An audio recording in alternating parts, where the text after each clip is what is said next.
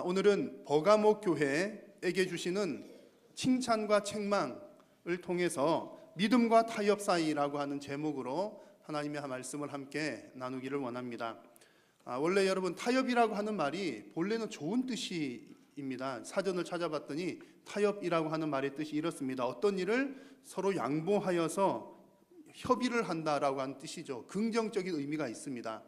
그런데 우리가 일반적으로 사용할 때, 말을 할 때는 타협 그러면 부정적인 의미로 많이 사용을 합니다. 양보해서는 안 될 것을 양보하는 경우를 두고서 타협한다라고 표현을 하는 것이죠. 오늘 함께 나누는 버가모 교회는 믿음이 대단히 좋은 교회였고 믿음을 잘 지켰다고 칭찬을 받는 교회였지만, 그러나 그들의 생활에 있어서는 타협이 있는 교회였습니다. 그래서 오늘 버가모 교회에게 주시는 이 말씀은 우리에게도 동일하게 주어지는 말씀이라는 그런 믿음을 가지고 함께 여러분 하나님의 말씀을 받으시고 여러분의 심령 가운데 적용하는, 또 여러분 스스로를 돌아보는 시간이 되시기를 바랍니다. 먼저 버가모에 대한 소개를 좀 해드려야 되겠습니다. 버가모라고 하는 말의 뜻은 견고한 요새라고 하는 의미를 가지고 있습니다. 보시는 사진이 이제 버가모 지역에서 내려다본 사진인데요. 높이가 약 300m 정도가 되는 언덕 위에 세워진 그런 도시입니다. 높은 곳에 세우는 이유는 여러분 잘 아시잖아요. 적들로부터 보호를 하기 위한 그런 곳입니다. 그래서 이런 지역이 전형적인 그리스의 아크로폴리스 형태의 도시입니다. 그래서 이 높은 언덕 위에는 지금은 다 이렇게 없어지게 다 이렇게 폐허더미들이 되었지만 높이가 12m나 되는 제우스 신전을 비롯해서 바카스, 미네르바 등의 신전들이 이 위에 가득한 것입니다. 높은 곳에 신전들이 가득 있으니까 어느 곳에서 봐도 신전들이 다 눈에 띄는 것이죠. 그런 지형입니다. 그리고 이 지형은 신전들만 있을 뿐만 아니라 이 신전들과 함께 황제를 섬기는 황제 신상도 이곳에 함께 세워졌습니다. 그래서 각 황제들의 어떤 그 모습들을 신전을 건립해서 황제들을 숭배를 했던 것이죠. 지난주에 말씀 나눈 서머나 교회 같은 경우는 아주 오래전부터 로마를 숭상을 했던 곳이고요. 그리고 황제 신전은 아시아에서 두 번째라고 말씀을 드렸는데, 오늘 버가모 교회가 황제 신상에 대해서는 첫 번째, 그리고 서머나 교회가 오래전부터 황제를 숭배했다, 로마를 숭배했다라고 한다면 이 버가모 교회는 그 로마 황제 숭배를 꽃 피운 도시다, 이렇게 말씀을 드릴 수가 있겠습니다. 자, 여러분, 그러니까 이 버가모라고 하는 지역은 황제에 대한 충성심이 남다르게 좋았다는 얘기죠. 그러면 황제가 볼 때 이 버가모 도시 가만히 두어야 되겠습니까? 가만히 안 두어야 되겠습니까? 가만히 둘 수 없죠. 상을 내려줘야죠. 황제에게 대한 충성심이 너무나 높기 때문에. 그래서 황제는 이 버가모에 칼을 하사를 합니다. 칼이라고 하는 것은 권력을 상징하는 것이죠. 힘을 상징하는 겁니다. 로마의 권력을 버가모에게 준다, 그런 의미입니다. 그래서 이 버가모는 대단한 어떤 그 로마의 권력과 행정권을 갖게 되는데, 무엇을 보면 그 대단한 권력을 가졌는지를 알 수 있냐면 심지어 사형 집행권까지도 이 버가모 총독에게 있었던 겁니다. 버가모에서 사형을 집행할 수가 있을 정도면 대단한 어떤 그런 행정권을 주었다는 그런 얘기입니다. 그러니까 이 버가모 사람들은 자긍심이 대단했겠죠. 우리 버가모는 로마의 칼을 가진 곳이고 그 칼을 정의의 칼이라고 여겼습니다. 정의의 칼을 가진 도시다 라고 하면서 대단한 자긍심을 가졌습니다. 자, 이런 곳에 버가모 교회가 있는 것이죠. 자, 이 사진은 버가모 교회의 유적지인데요. 여러분 밑에 사람 보이십니까? 그리고 위에 이제 보니까 엄청나게 크다는 걸 아시겠죠? 사람 얼굴들 혹시 보이시나요? 자세히 보시면 아시는 얼굴이 있으실 겁니다. 네. 제가 보니까 이게 등장하신 분 중에 오늘 사정상 못 오신 분이 계신데요. 우리 교회에서 이제 성지순례 갔을 때 찍었던 사진인데요. 저렇게 큽니다. 그런데 조금 이해가 되질 않죠. 지금 박해당했던 버가모 교회가 저렇게 큰가? 그러나 사실은 이 교회는 박해를 당했던 그 버가모 교회는 아니고요. 본래는 이집트 신 세라피스를 위해서 세운 신전이었는데 이후에 기독교가 국교로 공인된 이후에 이곳을 교회로 사용을 했던 겁니다. 그러니까 성경에 나오는 그 교회는 아니라는 사실을 말씀을 드리는 거고요. 또 여러분 혹시 이제 또 버가모 교회 그러면 요즘 워낙 인터넷 잘 돼 있으니까 이렇게 큰 교회가 나오는데 아이고 그러면 그렇게 박해받았던 교회가 이렇게 부흥했나? 그런 것은 아니라는 것 알려드리려고 사진을 보여드린 것이고요. 우리 교회 분들 나와 있다는 것 아마 저기 아시는 분들 있으십니다. 그래서 여러분 본래 초대교회 때는 이렇게 막강한 그 정부 권력 아래서 힘들게 신앙생활을 했다는 그런 얘기입니다. 자, 그래서 이런 성도님들에게 오늘 주님께서는 책망도 주시고 칭찬도 주시고 책망도 주시고 또 위로의 말씀도 주십니다. 자, 먼저 칭찬의 말씀을 한번 살펴볼 텐데요. 여러 차례 말씀을 드립니다만 우리 주님께서는 교회의 상황을 너무나 잘 아시는 분이십니다. 성도들의 영적인 상태가 어떠한지 또 어떤 힘든 점들을 가지고 있는지 우리 주님은 잘 아신다는 얘기죠. 그래서 여러분 우리가 아무리 난 아닌 척해도 주님을 다 알고 계신다는 사실을 여러분 부인하셔서는 안 됩니다. 내가 영적으로 아주 피폐한데도 불구하고 아닌 척, 영적으로 건강한 척해도 사람들은 뭐 그런가 보다 할 수 있지만 우리 주님은 다 알고 계신다는 얘기고요. 내가 너무 힘들어서 죽을 지경인데 아닌 척 해도 사람들은 뭐 그런가 보다 할 수 있을지 모르지만 우리 주님께서 하나님께서는 다 알고 계신다는 얘기입니다. 그래서 우리는 늘 성도들은 하나님 앞에서 코람데오 정신으로 살아가야 합니다. 나는 지금 하나님 앞에 서 있다. 그래서 내가 아무리 겉포장을 잘하고 아무리 아닌 척하여도 우리 하나님은 다 알고 계신다. 여러분 그렇게 인정하고 고백하시는 여러분 다 되시기를 주님의 이름으로 부탁드립니다. 우리 주님께서는 버가모 성도님의 상황도 너무나 잘 아시는 겁니다. 그래서 이렇게 말씀하시죠. 너가 어디에 사는지 내가 잘 알고 있다. 이렇게 말씀을 시작합니다. 너가 사는 곳을 안다. 지금 버가모 사람들은 어디에 살고 있죠? 거기는 사탄의 권좌가 있는 곳이다. 여러분 이 말씀을 잘 이해를 하시고 해석을 하셔야 되는데요. 그 모 이단에서는 이 구절을 정말 이상하게 해석을 하는 겁니다. 그래서 좀 여러 번 말씀드렸습니다만 이 요한계시록 말씀을 어떤 정통적인 교회들에게서도 조금씩 다르게 해석할 수는 있습니다만 전혀 엉뚱하게 해석을 해서는 안 된다는 얘기입니다. 말하자면 이제 이런 뜻은 아니라는 얘기입니다. 버가모 교회야, 너희들은 지금 사탄의 권좌에 앉아 있구나. 너희들이 사탄의 자리에 있구나. 이런 뜻은 전혀 아니라는 얘기입니다. 그러면 무슨 뜻입니까? 앞서 말씀드린 것처럼 그들이 살아가고 있는 지역이 어디입니까? 우상을 섬기는 신전들이 가득한 곳입니다.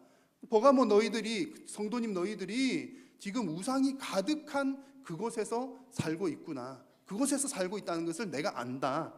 권좌라고 하는 것은 권력을 가진 자리를 말하는 거죠. 그래서 지금 실제로 우상을 섬기고 황제를 섬기는 그 자리가 사탄의 권력이 있는, 거기서부터 권력이 나오는 자리인 겁니다. 그런 모습을 두고서 표현한 것이 너희들이 사는 곳은 사탄의 권좌가 있는 곳이다. 이렇게 말씀을 하시는 거죠. 주님은 그런 환경을 너무나 잘 알고 계신다는 말씀입니다. 그리고 그런 환경을 잘 아시면서 칭찬을 하시는 거죠. 너희들이 그런 환경 가운데에서도 믿음을 잘 지켰구나. 13절에 나오는 내용입니다. 너가 내 이름을 굳게 잡아서 내 충성된 증인 안디바가 너희 가운데 곧 사탄이 사는 곳에서 죽임을 당할 때에도 나를 믿는 무엇을 믿음을 버리지 아니하였도다. 그들은 우상이 가득한 그 환경 가운데에서도 주님을 굳게 붙들었다는 얘기입니다. 순교자가 나오는 상황 가운데에서도 믿음을 버리지 않았다는 얘기죠. 여러분 이 말씀에 보니까 안디바라고 하는 사람이 순교를 당했습니다. 안디바가 어떤 사람인지는 성경에는 자세히 나와 있지 않습니다만 다른 자료들을 참고를 해보면 아마 이제 바울이 개척을 했으면 그 다음에 이어받아서 교회를 목양했던, 말하자면 버가모 교회의 담임 목사님이 바로 이 안디바라고 하는 사람인 거죠. 그래서 어떤 기록에는 버가모의 초대 감독이다 이렇게 나와 있습니다. 그런데 그런 담임 목사님이 신전들이 가득한 곳에서 순교를 당하는 겁니다. 다른 어떤 전해 내려온 기록에 의하면 어떻게 순교를 당했는가 하니 1세기 말 도미티안 황제 때에 순교를 당하게 되는데요. 노쇠로 만든 황소 가마솥 같은데 이렇게 해가지고 이렇게 뜨거운 곳에서 구워서 죽임을 당했다? 그런 뭐 화형과 비슷하다. 얼마나 고통스럽겠습니까? 그렇게 죽임을 당했다고 합니다. 보는 사람들이 얼마나 끔찍했겠습니까? 끔찍한 사진 오래 보고 계시면 안 됩니다. 이런 끔찍한 광경을 보고서도 버가모 성도님들은 믿음을 지켰다는 거죠. 대단한 믿음이고 충분히 칭찬을 받을 만한 그런 믿음입니다. 여러분, 우리 한일교회와 한일교회에 속한 여러분 모두도 다 어떠한 상황 가운데에서도 끝까지 믿음을 지키는 여러분 다 되시기를 축원합니다. 좀 전에 그런 사진 보니까 한편으로는 좀 안심이 되지 않으십니까? 아이고, 다행이다. 지금 우리를 저렇게 만들 사람은 없잖아요. 지금 우리를 향해서 너 예수님 믿으면 가마솥에 넣어서 삶아 버릴 거야, 이렇게 위협하는 존재는 있지는 않습니다. 그래서 그런 거 생각하면 다행이다, 나는 순교를 안 당해도 되나 봐, 그렇게 생각이 드실지 모르지만, 그러나 여러분, 우리가 깊이 묵상을 해보면 성도들은 어느 시대에나 순교자적으로 살아야 할 줄로 믿습니다. 우리는 여러분, 지금 우리에게 육체적인 순교를 요구하는 환경은 없을지라도 우리는 순교자적인 삶을 살아야 하는 것입니다. 초대교회 성도님들이 순교를 당하기까지 그 황제들에게 굽히지 않았던 이유가 무엇입니까? 황제가 왕이 아니라 여호와 하나님이 우리의 왕이시다, 그것을 끝까지 지켰던 거죠. 황제가 내 삶에 영향을 주는 것보다 하나님께서 참으로 내 삶에 영향을 끼치시는 분이다 라고 하는 사실을 인정했기 때문에 순교를 당했던 겁니다. 여러분, 지난 서문학교에도 그랬지만 황제 숭배를 거부하는 것을 통해서 얼마나 많은 불이익들이 있습니까? 경제적으로, 사회적으로 수많은 불이익들이 있습니다. 그럼에도 불구하고 끝까지 하나님의 영향력을 선택을 했던 것이죠. 여러분, 지금도 성도는 순교자적으로 살아가야 합니다. 여러분, 여러분의 인생에서 여러분들에게 가장 큰 영향력을 미치는 것은 무엇입니까? 당연히 살아계신 하나님이 여러분들에게 가장 큰 영향력이 되시는 줄로 믿습니다. 하나님이 내 삶에 정말 나에게 영향을 끼치시는 1번이시여, 이것이 우리가 하나님을 왕으로 고백하고 살아가는 삶의 모습이라는 얘기입니다. 그래서 지금 비록 우리 주변에는 우리를 향해서 칼을 들고 우리의 신앙을 위협하는 존재는 없지만, 그러나 여러분, 영적인 면에서 보자면 보이지 않는 칼로 우리의 신앙을 위협하는 존재들은 상당히 많이 있습니다. 하나님이 먼저냐 아니면 이것이 먼저냐, 하나님이 먼저냐 아니면 저것이 먼저냐, 하나님의 길을 선택하게 되면 경제적으로 사회적으로 손해보는 것들이 많이 있는 것이 현재 우리의 삶이라는 얘기입니다. 그런 면에서 보면 우리도 늘 순교자적인 삶으로, 내가 비록 좀 손해를 보는 것이 있더라도, 내가 비록 더 빠르게 나아가지 못한 어떤 것들이 있더라도 하나님의 길을 선택하면서 살아가는 것이 순교적 마음으로 살아가는 성도님들의 모습인 줄로 믿습니다. 여러분들의 자녀들의 진로를 결정하실 때, 또 여러분들이 혹 어떤 직업의 길을 결정하실 때, 혹은 여러분들의 노후를 결정하실 때, 여러분들의 인생에 있어서 그 모든 결정 앞에서 오직 살아계신 하나님이 여러분들에게 가장 큰 영향력을 끼치시기를 주의 이름으로 축원합니다. 이렇게 버가모 교회는 결국 끝까지 하나님의 영향력을 믿었기 때문에 믿음을 잘 지켰다라고 칭찬을 받았습니다. 그런데 이제 또 그런 교회가 책망을 받는 내용도 나오게 됩니다. 요즘에 여러분, 연일 아침에 눈 뜨고 일어나면 나오는 뉴스 보도가 있죠. 미투 이야기가 계속 나옵니다. 누가 시장에 출마하려고 했다가 미투 때문에 걸리고 또 뭐 어쩌고 저쩌고 하는 내용들이 연일 나오고 있습니다. 미투 운동 이야기를 보면서 제가 몇 가지 생각이 들었습니다. 첫 번째는 정말 모든 사람이 죄인이 맞구나, 아닐 듯하게 보였던 어떤 사람들도 그랬구나. 이제 여기서 아닐 듯하게라고 하는 사람 두 종류가 있습니다. 너무 착해서 아닐 듯하기도 하고, 너무 잘생긴 것도 아닌데 아닐 듯하고, 어쨌든 아닐 듯한데 그런 일을 하는구나. 그래서 모든 사람들이 다 정말 죄인이구나 하는 것이고요. 또 하나는 그러니까 나 역시 예외가 아닐 수 있겠다. 누구라도 자신만만해하거나 방심해서는 안 되겠다. 정말 하나님 앞에서 경건하게 자기를 쳐서 복종시키고 거룩과 성결을 위해서 힘써야 되겠다. 그런 사실을 생각을 하게 됐고요. 세 번째는 정말 결국 죄는 드러나는구나. 만약에 이 땅 가운데서 죄가 드러나지 않더라도 우리는 잘 알고 있습니다. 하나님의 심판대 앞에서는 그날에 모든 사람들의 모든 죄가 다 드러나게 될 것입니다. 모든 죄가 다 결국 드러나는구나. 그 다음 제가 네 번째 들었던 생각은,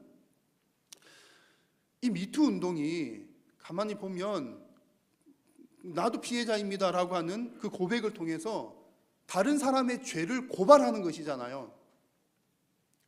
다른 사람의 죄를 계속 이렇게 드러내는 겁니다.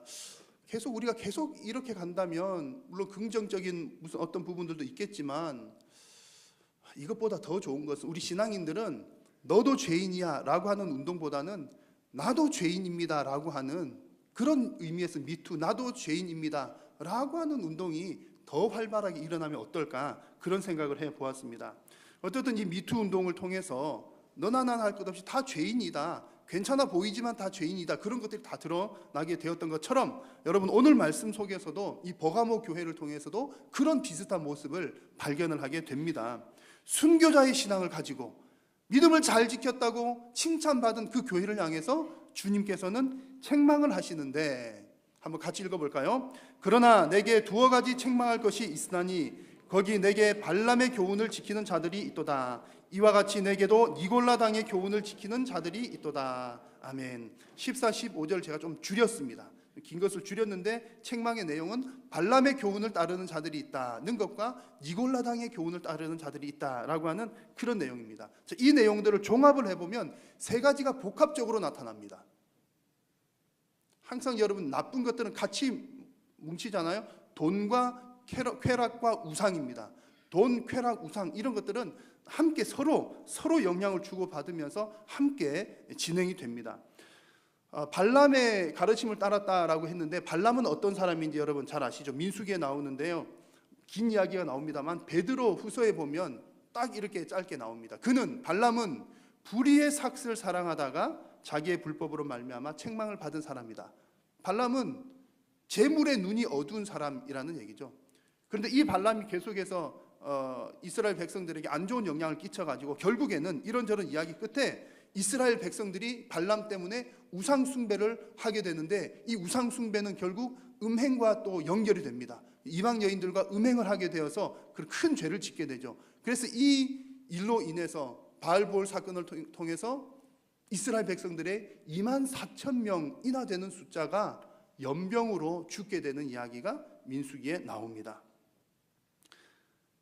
이것이 발람의 교훈을 따른다는 내용이고요. 니골라당의 내용도 같은 맥락입니다. 니골라당은 드러내놓고 죄를 짓는 사람들이다, 이렇게 생각하시면 되겠습니다. 영지주의의 한 분파인데요. 어차피 육신은 더러운 거고 영혼만 깨끗하면 되니까 육신은 그냥 마음대로 해도 돼 라고 하는 생각에서 쾌락을 추구하는 자들이 니골라당과 영지주의자들의 분파 니골라당 사람들입니다. 베드로후서 2장에 보면 그 사람들에 대해서 이렇게 표현을 하죠. 낮에는 즐기고 노는 것을 기쁘게 여기는 자들이라. 음심이 가득한 눈을 가지고 범죄하기를 그치지 않는 자들이다, 이렇게 표현을 했습니다.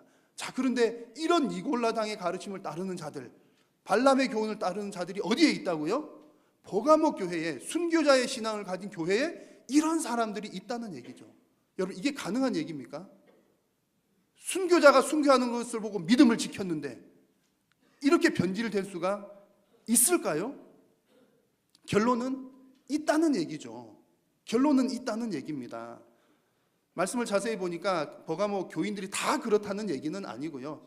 버가모 교인들 중에 이런 사람들이 있다, 이런 부류가 있다는 말씀인데, 그럼에도 불구하고 이 말씀은 우리에게 어떤 교훈을 주느냐면, 내가 비록 믿음을 가지고 있다고 생각하지만 믿음을 가지고 있는 우리들도 충분히 버가모 사람들처럼 발람의 교훈을 따르거나 니골라당의 교훈을 따르는 사람들처럼 우리도 타락할 수 있다는 얘기죠.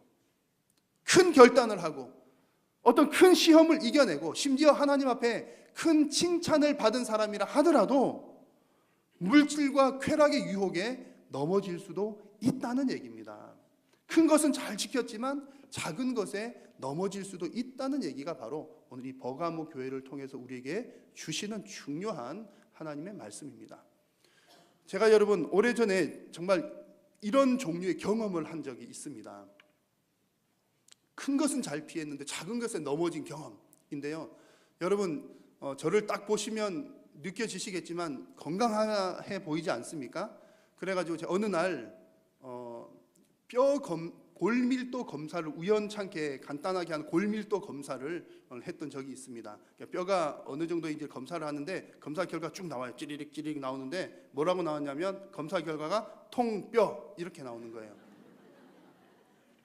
진짜 글자로 통뼈라고 쓰여 있는 건 아니고요. 색깔이 이렇게 돼 있는데 뭐 초록색 부분에 아주 건강한 부분에 점이 콕 찍혀 있고요. 함께했던 분이 두 분이 계신데 다공증, 소공증 이렇게 나와요. 저는 통뼈 이렇게 나왔던 거죠. 그래서 뭐 그럴 줄 예상은 하고 있었습니다만 내가 정말 그렇구나. 그러면 그런 제가 평생 제가 뼈가 튼튼하니까 뼈가 한 번도 부러져 본 적이 없는 거예요. 그런데 과거에 부러지진 않았지만 뼈가 빠진 적이 있었으니 그때가 정말 제 인생에 가장 큰 오점을 남긴 때이죠. 어느 때냐면 그 지리산, 오래된 얘기입니다만 지리산 계곡에서 있었던 일입니다. 지리산 계곡이니까 큰 바위도 있고 막 이렇게 물이 흐르는 곳이잖아요.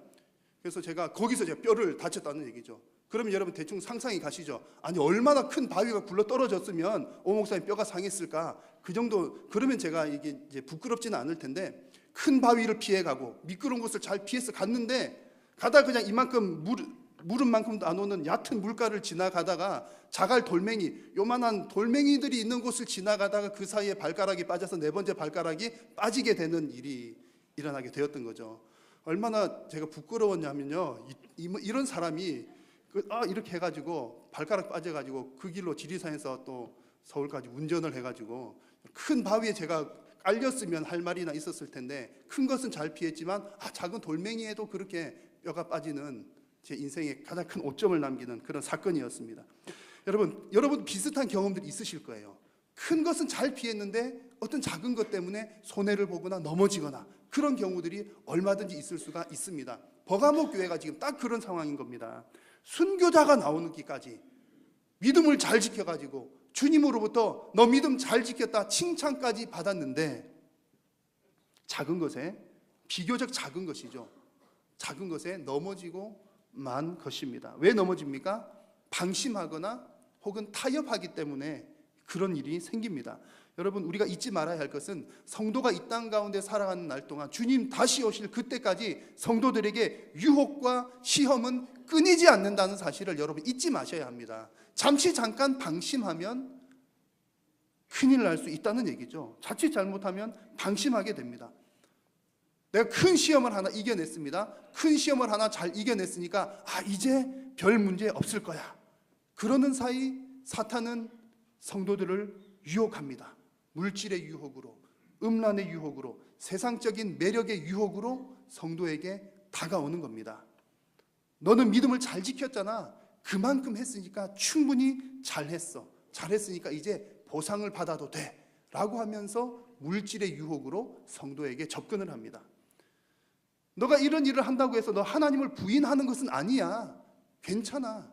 하나님 부인하지 않으면 됐지 뭐. 라고 하면서 음란의 유혹으로 성도에게 다가옵니다.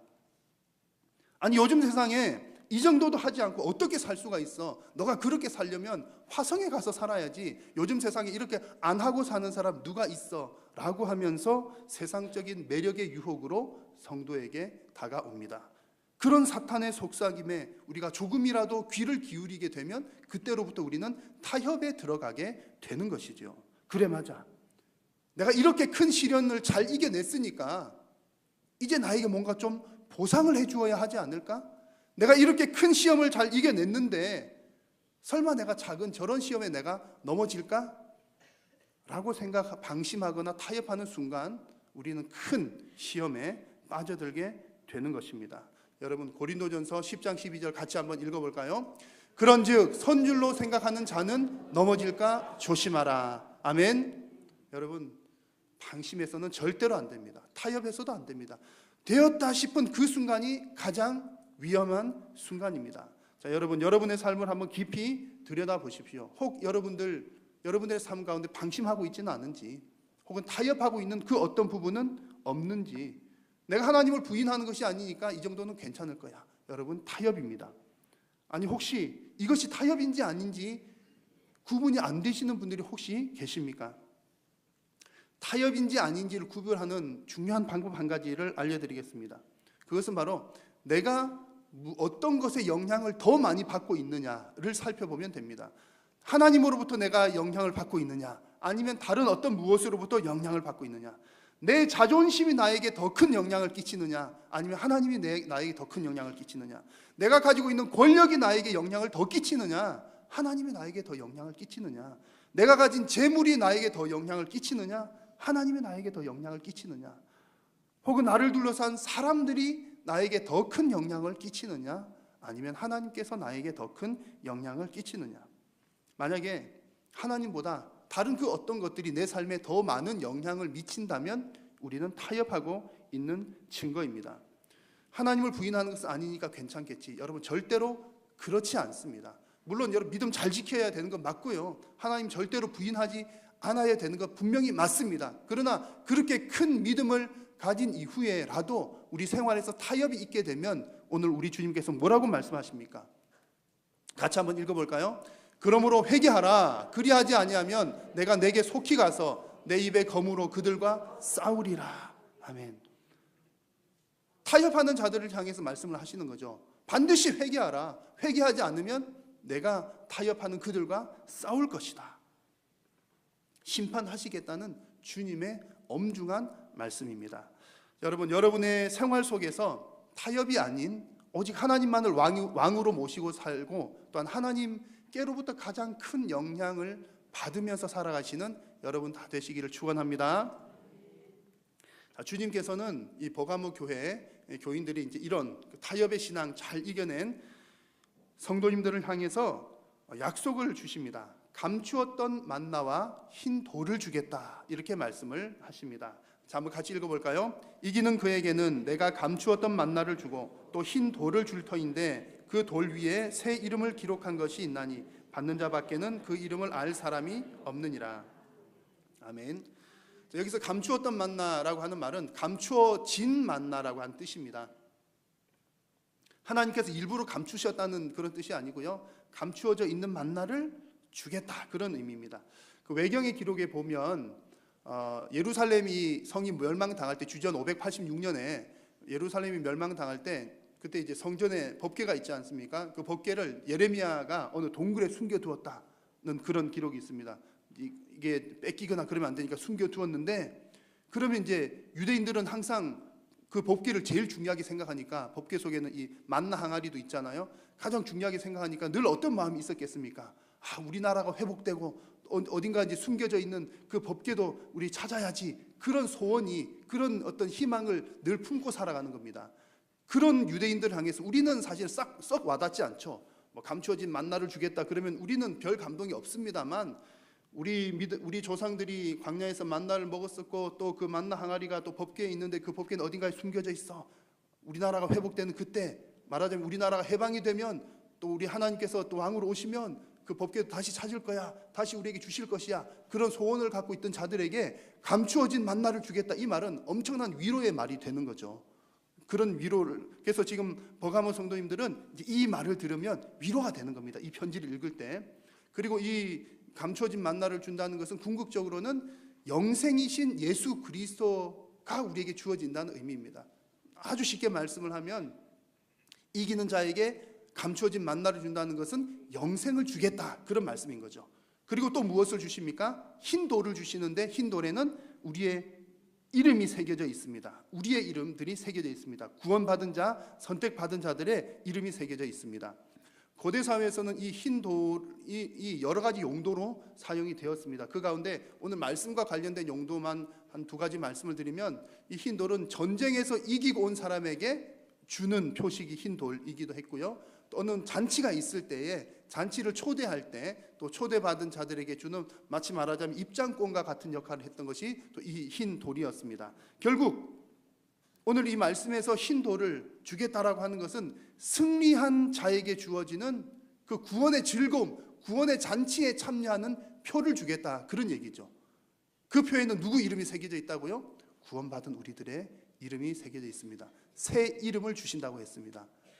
여러분, 우리 믿음의 족장들 보면 하나님께로부터 뭔가 어떤 특별한 변화가 있을 때 새 이름을 받는 경우들 보셨지 않습니까? 새 이름을 받는다라고 하는 것은 우리의 인격과 전인들이 뭔가 새롭게 변화된 새 인격체로서 인정을 받는다는 그런 의미입니다. 여러분, 믿음을 끝까지 잘 지키시고 여러분들 생활 가운데 타협으로부터 승리하시면 우리 주님께서 여러분들에게 감추어진 만나와 또 여러분들의 이름이 새겨진 흰돌을 주실 줄로 믿습니다.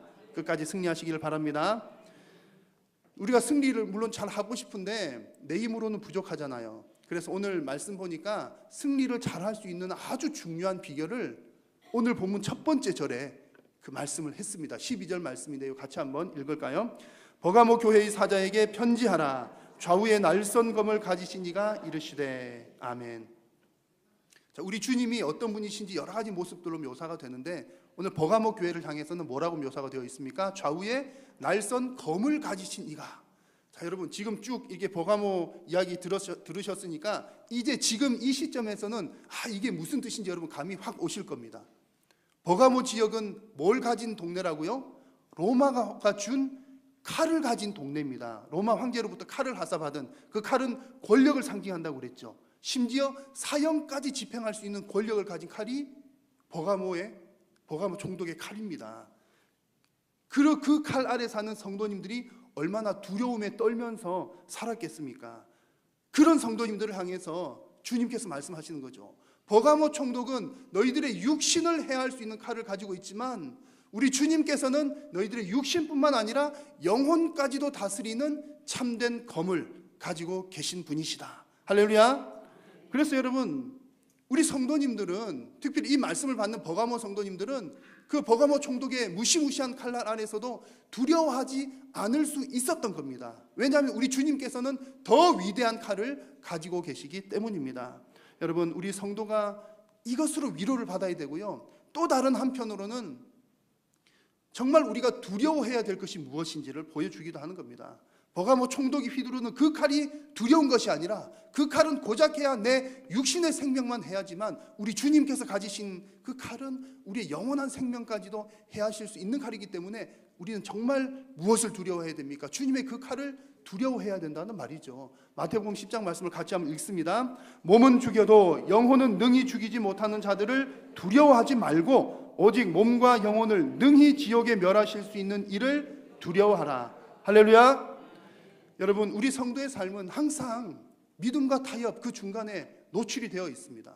여러분, 타협을 안 하면서 사셔야 되겠죠. 그러나 참 쉬운 일이 아닙니다. 어려운 일입니다. 그럴 때마다 여러분 무엇을 생각하시겠습니까? 우리의 몸만 해하실 수 있는 것이 아니라 우리의 몸과 영혼까지도 다스리시는 그 주님의 칼을 두려워하시면서 벌벌벌 떠시라는 얘기가 아니라 그 주님을 경외하시면서 끝까지 믿음을 지키시고 주님 앞에 서는 그날에 잘했다 칭찬받는 여러분 모두가 되시기를 축원합니다. 여러분, 오늘 이 주신 말씀을 기억하시면서 우리 결단하는 마음으로 다 함께 자리에서 일어나셔서 함께 합심해서 잠시 한번 주님 앞에 우리의 기도를 올려드리겠습니다. 오늘 주신 말씀 여러분들 기억하시면서 감동 받으신 대로 결단하면서 기도하시고 오늘 주신 말씀처럼 어떤 상황 가운데서도 끝까지 믿음을 지키면서 칭찬받는 자가 되게 하여 주시옵소서. 우리 생활 가운데 신앙의 타협을 하지 않고 오직 하나님만 나의 왕으로 인정하면서 승리하는 여러분들의 삶이 될 수 있도록 주님의 이름 간절히 한번 부르고 함께 기도하겠습니다. 주여, 살아계신 여호와 하나님 아버지, 은혜를 감사합니다. 오늘도 사랑하는 성도님들을 이곳에 부르시고 하나님 부족하고 약한 저희들을 통하여 영광 받아주시니 감사합니다.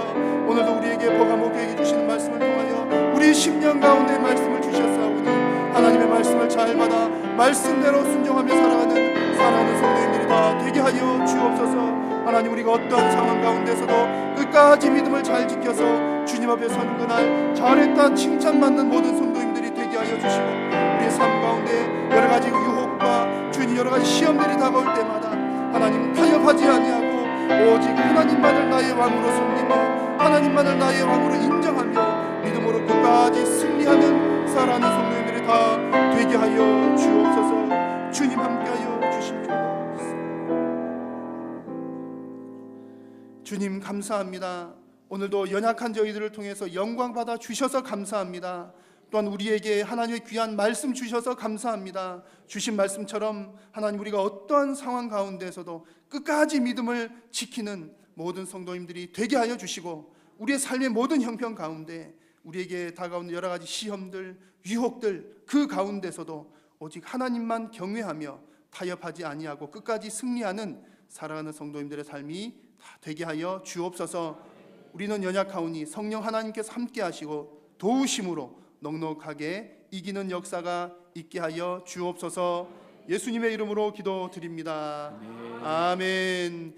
좌우에 날선 검을 가지신 주 예수 그리스도의 은혜와 하나님 아버지의 크신 사랑과 성령의 교통하심이 오직 하나님만을 왕으로 인정하며 타협하지 않고 끝까지 믿음으로 승리하기를 소원하고 결단하는 사랑하는 모든 믿음의 권속들 머리 위에 영원토록 함께 있을지어다. 아멘. 아멘.